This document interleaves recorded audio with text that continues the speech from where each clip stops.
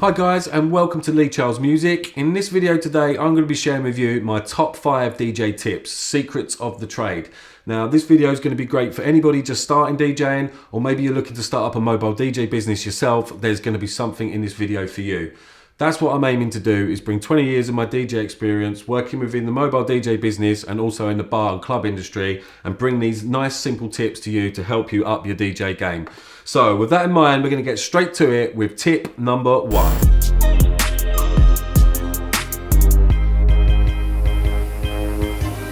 Tip number 1 is all about music organisation. I cannot stress how important this is. There's nothing worse than turning up for a gig and not being organised with your music. I tend to organise mine in music crates, sub crates. I do it in genres. You can organise them however you like, whatever's easiest for you. As long as you can get to them songs when you need them to play to your audience is the most important thing. I also tend to talk to the client before a gig as well if I can.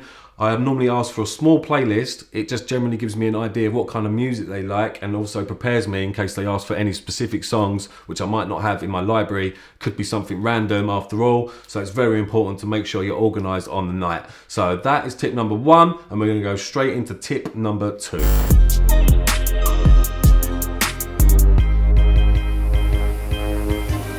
DJ tip number 2 is all about headphone levels. Now this is a good one. This is going to help you with your mixing, especially your beat matching.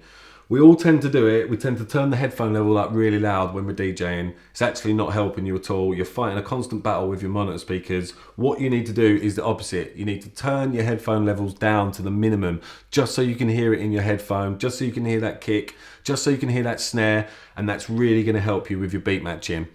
Also with that as well comes a lot of health benefits. If you're working in that club environment throughout the week, over the years especially, it's going to take its toll on your ears. So if you can ever avoid playing music louder in that kind of environment, you're on to a winner. So that is tip number 2. Let's get straight to tip number 3.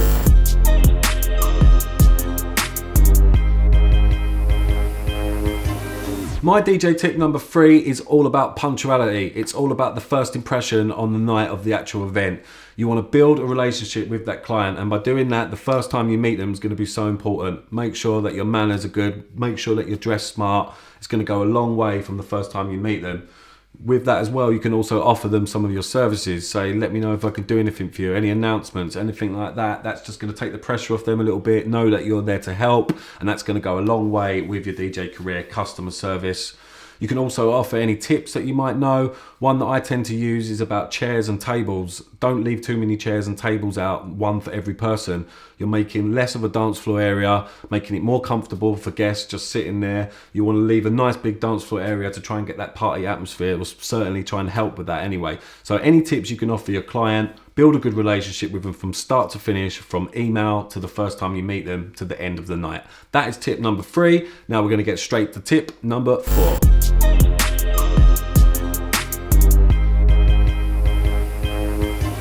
My DJ tip number 4 is all about sticking to the basics, not trying to do things that you can't actually do. What you're going to learn is over time with DJing is that song selection is far more important than the actual mixing itself. 9 out of 10 people are probably not even going to be listening to your mixing. I'm not saying don't brush up on your DJ game. Of course, you're going to learn things as you go along. But when you start, stick to the basics. Cue your songs up from the beginning. Get your fade game on. Maybe brush up on a few microphone skills that you could use as transitions to go into the different music. These are just some of the things that you can do to help you when it comes to actually performing live. Stick to the basics, don't overcook it. Nobody likes a smart ass. And now we're going to tip number 5.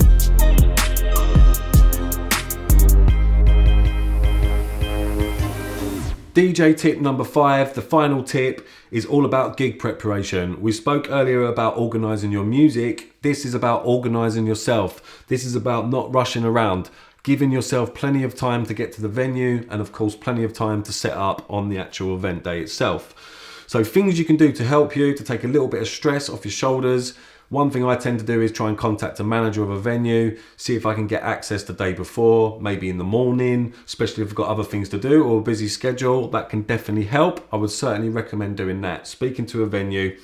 This is just about basically being organised yourself. No one likes rushing around. There's nothing worse than rushing around on a busy day. Keep yourself plenty of spare cables. You know, any problems, especially if you travelled far, you're not going to be able to get home to get them spare items. So take plenty of spare cables to the gig with you. You may well need them. So that was my top 5 DJ tips, secrets of the trade. I really hope you got some useful information out of that, and it's going to help you guys with your DJ careers. If you did enjoy this video, don't forget to hit the like button, hit subscribe, and turn on notifications if you want to find out what's going down next. It's been an absolute pleasure. I hope you enjoyed this video, and I'll see you again soon. Peace out.